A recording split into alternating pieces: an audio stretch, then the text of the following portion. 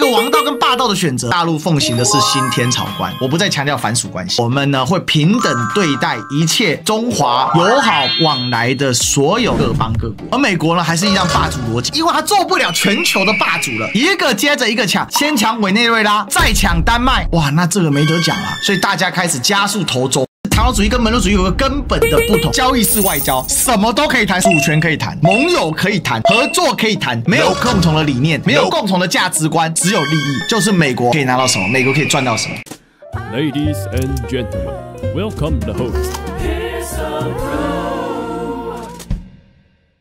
這一次的中韩元首峰會呢，適逢馬杜羅被抓，所以呢，看起來被關注度有一點低啦。但我必須說這件事情很重要，因為中韓元首峰會跟美國要隔離難這件事，還有包括美國抓馬杜羅這件事情，它剛好是一個具體的一個呈現。第一個，中韓元首峰會呢，大家已經見面了。李在明他是有接受 CCTV 的一個專訪，這個是他在訪華前夕接受的央視叫高端訪談的系列。那這個李在明啊，他在訪談的時候，他釋放出的一些訊息，它主要聚焦在中韓關係、歷史與經濟的互相的聯合，還有呢將來的中韓合作方向、國際的環境、雙邊互惠等相關的一個議題，尤其強調互信這件事哦。而且呢，他具體提出了過去幾年被破壞的非常嚴重的中韓關係，就是在尹錫悅在的那幾年，中韓關係非常惡劣。因為尹錫悅他所搞的呢，事實上就是一種明面上叫大韓國主義，實際上就是一個親日親美絕對的角色，那當然包含了各種的操作啦比如說呢跟日本的聯合啊繼續搞這個薩德啊等等等等的太多了所以我們就基本上就理解尹錫悅這個人的為人。但是呢，現在的李在明跟之前的文在寅還是有一些不一樣。文在寅跟李在明呢都是這個人權律師出身，但是文在寅就是韓國的前任總統了也是進步派的，他跟李在明不是同路的。文在寅的政治手腕相對沒那麼靈活，但是他個人的意識形態上面呢更加的利益更高一點，他有更強的一種理想主義。那李在明相對的現實主義比較明顯，不過李在明這個人你也不能說他沒有手段包含呢他有好幾個傳說的級的這個綽號，他在處理事情是比較直接的嘛，所以李在明呢他處理問題他更加的實際。但是他剛上來的時候，很多人不能諒解李在明，因為當時很多人認為說李在明怎麼一上來就跑去美國會川普這李在明呢他是相當的有手腕的一個人。其實大家也不用太緊張，他呢就是知道他是一個非常懂得現實主義操作的人，所以對他來講會誰其實不重點，重點是能不能把事給辦成，怎麼會也不是重點，只要能把事辦成呢，跟誰會我都可以接受。所以這個是給大家看兩張經典的圖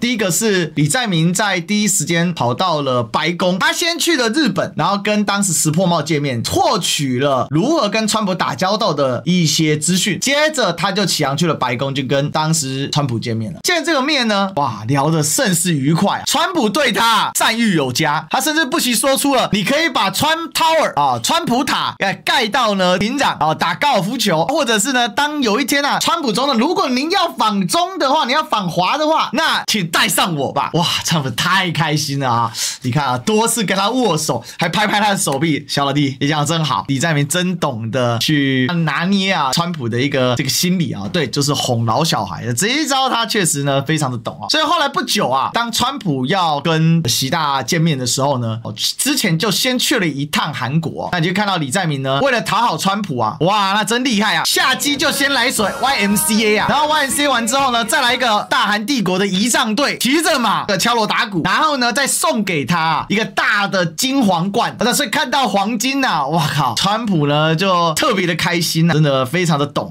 所以呢也就讓李在明在針對這個工作的時候，他其實就無往不利，因為後來沒多久李在明就跟習大就見了一個面嘛那見了面之後就談得蠻多，也談得蠻愉快，接着就預約了這一次。那所以這一次就是我們剛才要來講，那他在這裡面接受高端訪談的時候，就是基於前面這些前提來做一個討論。那你也可以看到央視用了很高的規格去訪問他，就代表說中韓雙方是有信任度，這個信任度非常的重要，如果沒有前面那些鋪陳，那這信任度扎不起來。而且現階段對北京來來說，韓國是一個非常重要的一個突破口。他說，韓國和中國在歷史、經濟、地緣政治、安全等方面有千絲萬縷的聯繫。韓國政府是相當重視韓中關係。如果就時間來說啊，對比同期的李錫悅啊，李在明所展現出來的對華的友善態度，因為他是2025年6月才上任啊，相當於到現在只上任7個月，他就達成了中韓元首會，而且呢是在一個相當舒適的感覺啊。所以呢，在這個狀況之下呢，大家了解到重視韓中關係。在去年的11月的時候，韓國政府就宣布了一件事情，李在明就說啊，之後提東北亞3國韓中日以此為定。為了這場中韓元首會面呢，我老實講，李在明確實是做足了關係啊，而且啊，他在訪談當中呢，他所謂的一個中韓友好關係啊，他不是單純的只是那一種一般的那種哈哈打哈哈的模式，而是從各個維度，歷史、經濟、地理、政治、安全去表述彼此的關係的緊密度，而且還傳達了一個在外交視角當中的一個戰略的視角，並且特別強調了雙方長期互相依存合作的一個不管是互賴性就互相依賴性，或者是潛力，並且在未來有合作的議題，他強調兩韓的和平統一的一個重要性。這件事情啊，我覺得是他真的是做足了功課啊，然後他把這件事情給講了出來。這個我們常講中日韓，你如果從北京啊拉一條線會到韓國，再到日本，它其實是一條接近直線的狀態，所以其實是中韓日從緯度的角度來算再加上地球的曲率來說的話呢，這個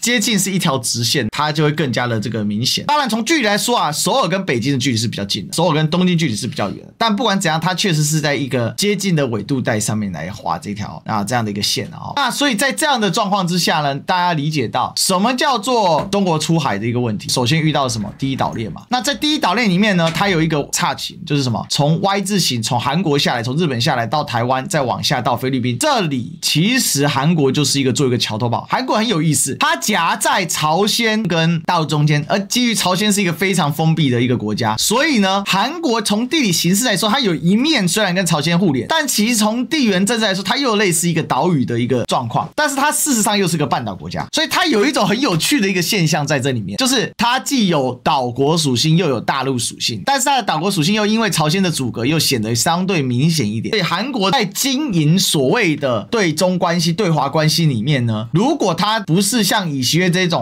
意識形態掛帥的方式的話，或它利益就是跟華府綁在一起的話，基本上它對華的態度都會呈現一個非常動態的一個調整。什麼叫四大主義？基本上就是他們懂得如何在跟中國的動態相處當中維持自己的一定的獨立性，但是又讓中國覺得韓國真的是非常友好的。所以在這樣的情況之下呢，我們可以看到他的一個討論跟論述，早在他去到北京之前，他就做好了準備。然後李在明指出呢，此行訪華是最大限度的減少或消除過去的誤解跟矛盾，推動韓中關係的躍升，還有發展到新的階段。這事情就很有意思了，因為限韓令經貿摩擦，那為什麼會有限韓令經貿摩擦呢？主要是李錫悅時代搞了很多反華政策嘛，隨着拜登時期的所謂圍堵中國或者叫做新冷戰的一個策略，也就是強化第一島鏈去堵截中國大陸出海的一個事情。所以這個其實是李在明端出來的大菜了。他先去了美國，給足了美國面子，再回來又先見了美國總統川普，才見了習大，然後再到中國，這一套鋪陳相當有智慧。而這種智慧老美是看不懂的，因為老美是這樣，表態就必須要表態，哪有還有讓你什麼先後然後這個曲線救國的。但是在同樣屬於中華文化圈、漢字文化圈的韓國來說，這樣的做法會不會得到北京的一個理解？我認為是有的，否則今天李在明不可能到北京去。那再來呢，他在這一場高端訪談中，他也談到一些東西了。第一個，他尊重一個中國的立場他說韓國將繼續以往的秉持尊重一個中國立場，並且呢也提到韓中建交時候的共識規範兩個關係的核心準則那講白，關鍵其實是對於現在的北京，你要發展跟我的關係，台灣問題叫做門檻。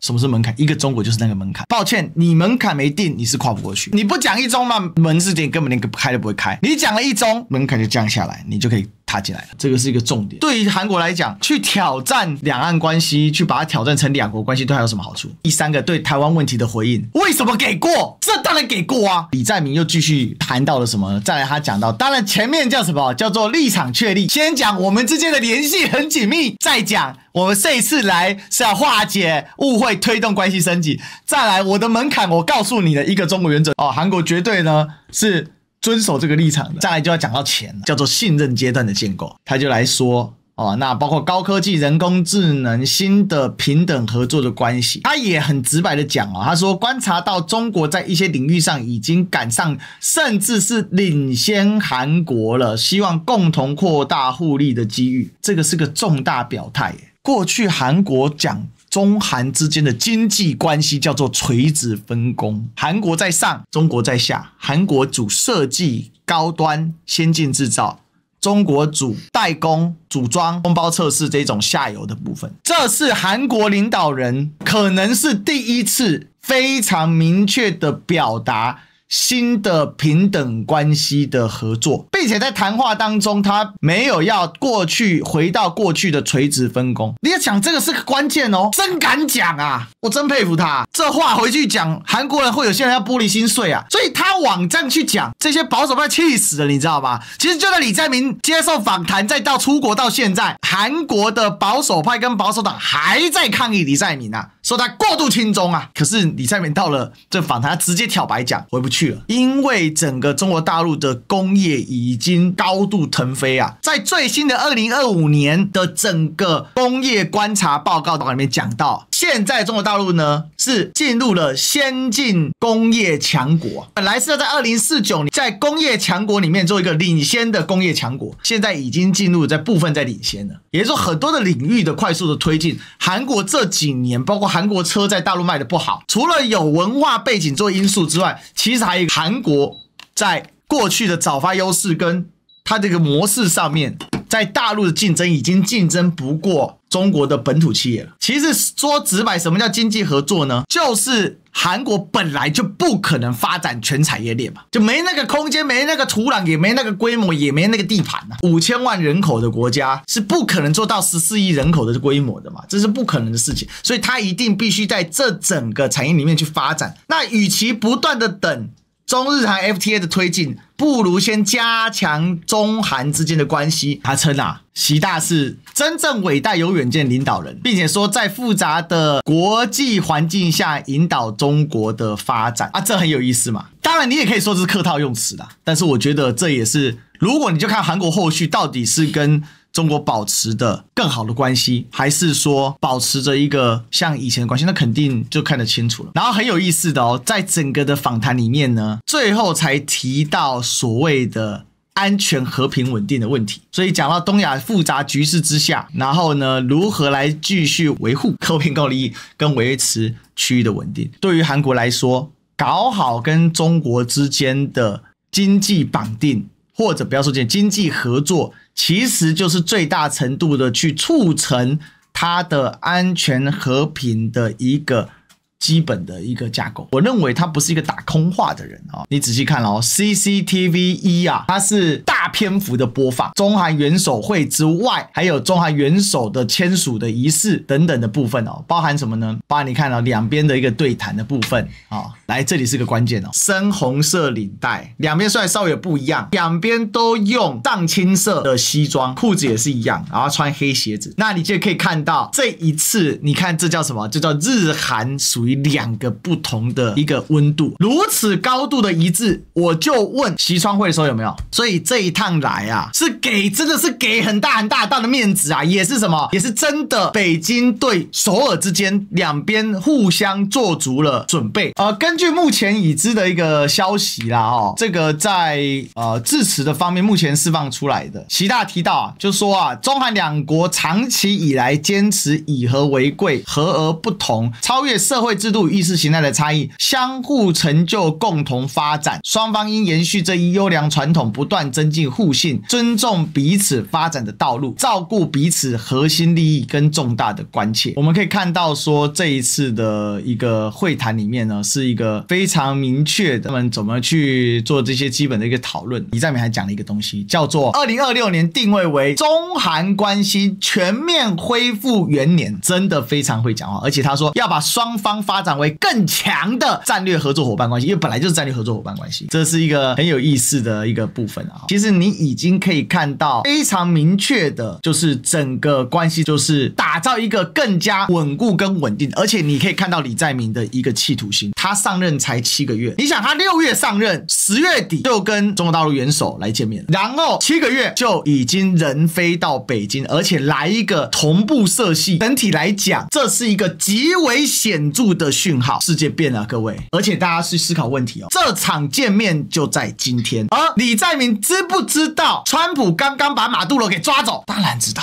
就在馬杜羅被抓走的時候，韓國來了這一出，所以這個就連接到一個有趣的一個東西。見面當然是早就定了，但是在見面當中出現的重大變局，並沒有影響到韓國跟中國見面的節奏，更甚者更強調了同步的屬性。這才是關鍵嘛！老美玩 G2， 我把這個世界啊劃分開來，美國要的就是南北歐洲，但是東歐大概給俄羅斯，那留給中國大陸是什麼呢？至少東亞我不那麼干涉，這就是川普邏輯啊。為什麼川普對於正義使命2025沒有說話？為什麼對於中國大陸遼寧艦跑到日本的四國島南方演習沒有說話？甚至打給高市早苗叫他安分點。為什麼高市早苗到現在見不到川普？所以邏輯就是這個。那在這個當下，當青鳥在那邊說，你看親中就完蛋了，結果李在明來了一款同款西裝，洗禮同款西裝，啥意思？這就是一個很好玩的事情。主觀上中國是不會承認這個所謂的 G2 問題，但是美國現在就明確了嘛，它就是明確化了嘛，我已經出手了。理論上來說，大家看到哇，美國發動了150架次的戰機去轟炸委內瑞拉的首都，去加拉加斯把馬杜羅給逮走，不是應該大家要很害怕才對嗎？可是你看哦，拉美地區的反應是大家集結起來反對這種帝國主義的干涉。那如果在拉美地區啊，你美國所謂這個 G2 都沒有辦法貫徹的時候，你看墨西哥總統啊，在去年的年底，應該是12月31號才加徵對中關稅而已，相當於是服軟在美國的壓迫嘛。結果在這一次上，墨西哥總統大肆的批評美國的一個行徑，所以回過頭來，那遠在東亞還是什麼卡在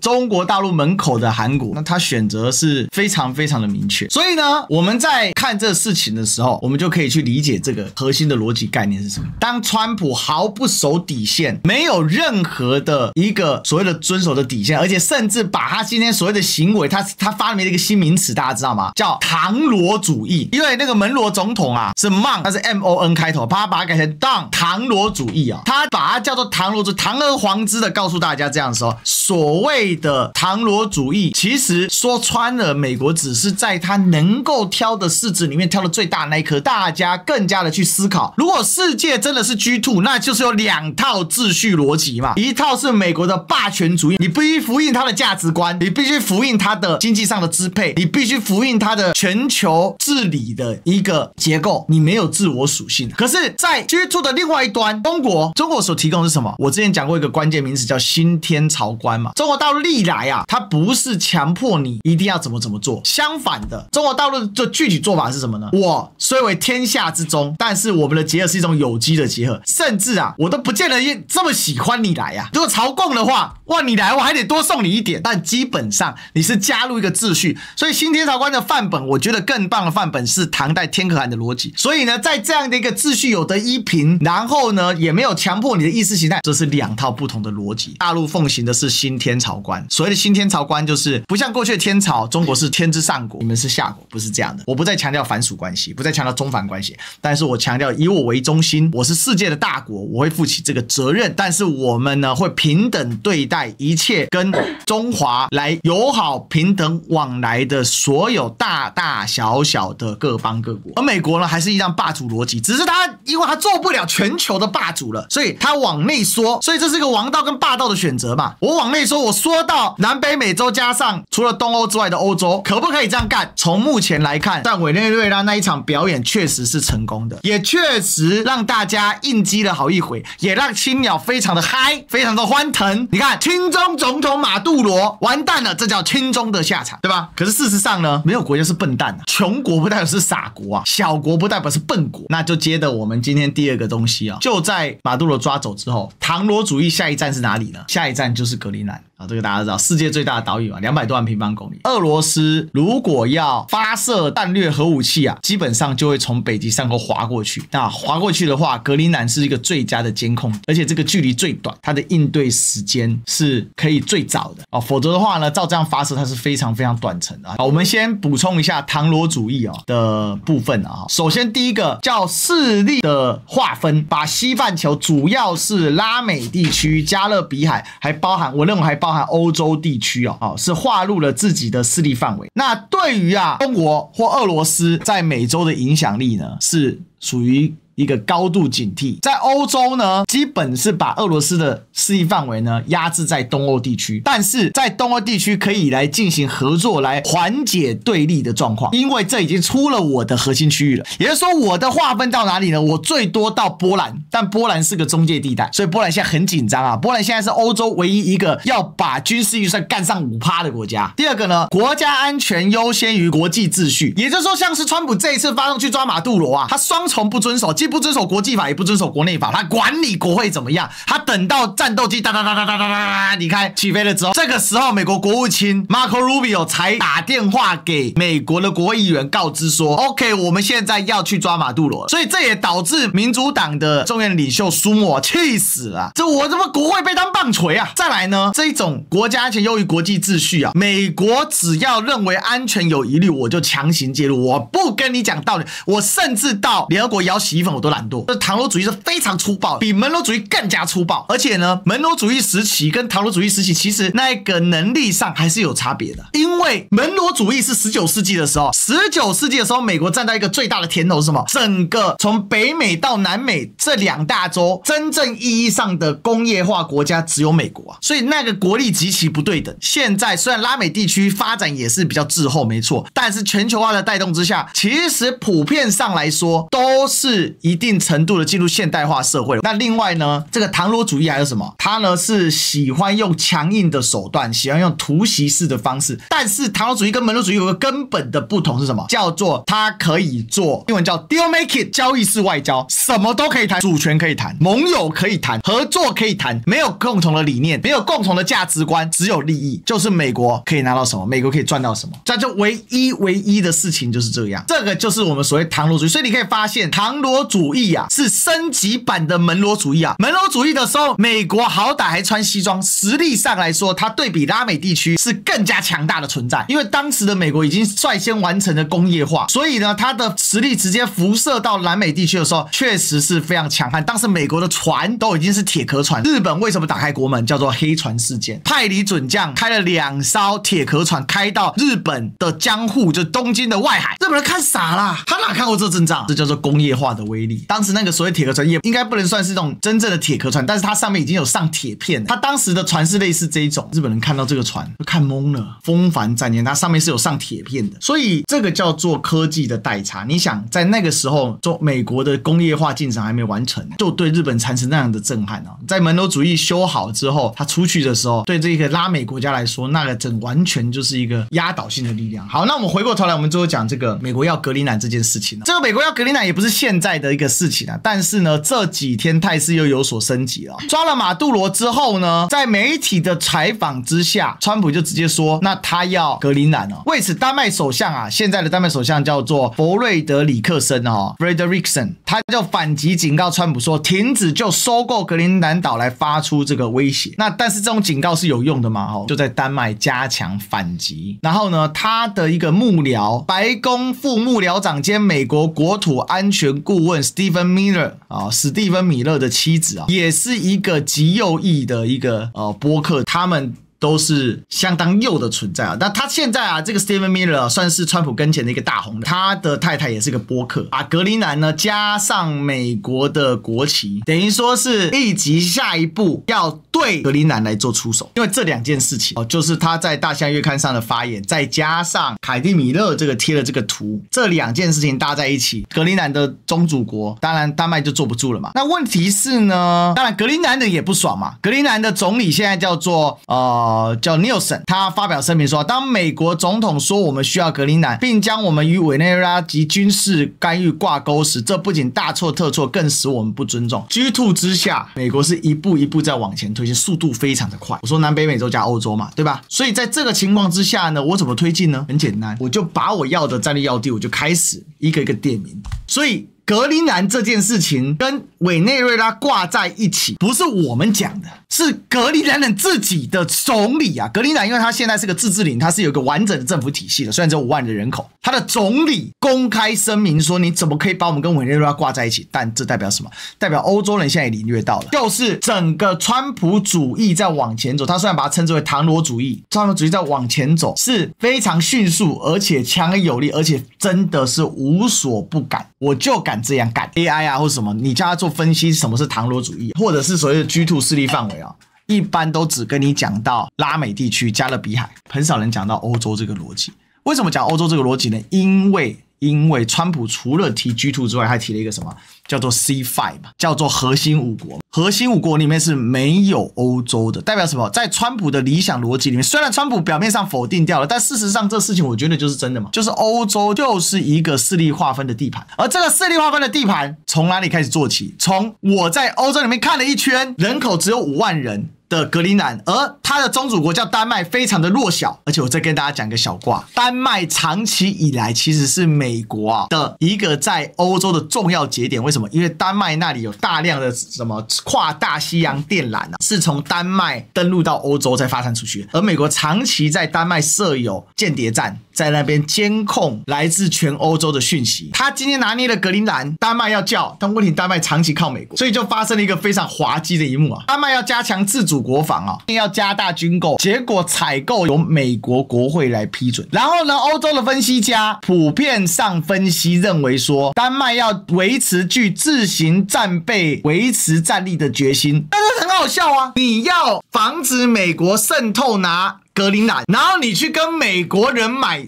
3架波塞冬海上多用途巡邏機，不是這個笑話嗎？所以為什麼拿捏丹麥？因為美國也很清楚，丹麥長期是美國在歐洲非常重要的盟友，結果今天美國拿捏他，那歐洲人怎麼想丹麥？你是丹麥，你長期出賣歐洲的我對你能夠信任嗎？當世界因為美國做了這個決定，他去把馬杜羅給抓了，